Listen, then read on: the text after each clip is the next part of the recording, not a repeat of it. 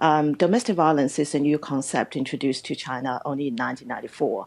And the first time that it appeared in national legislation was in 2001 in the draft amendment to the marriage law of the People's Republic of China.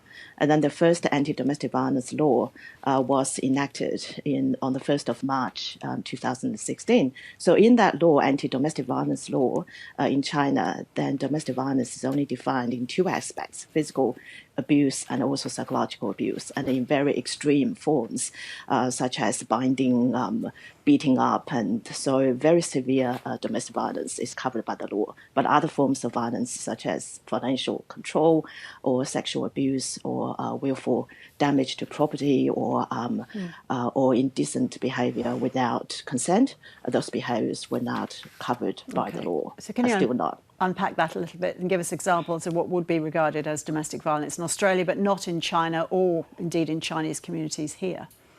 So, for example, financial control or sexual abuse, indecent behavior without consent would be considered as a willful damage to property, would be considered as domestic violence in Australia, but would not be considered as domestic violence in China. Of course, family is always considered as a harmonious unity. So any conflicts within family are always considered as something that should be resolved within family members rather than resorting to legal means.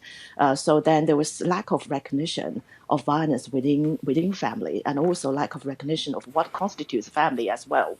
So there was a lot of cultural and legal gaps there that we need to resolve.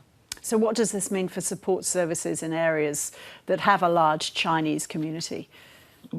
I think not only having cross-cultural support to the people in those areas, but also having multilingual material ready that are able to empower people to understand what domestic violence means in Australia and the cases of domestic violence in Australia, and also processes involved to resolve and to seek help in Australia in regard to domestic violence.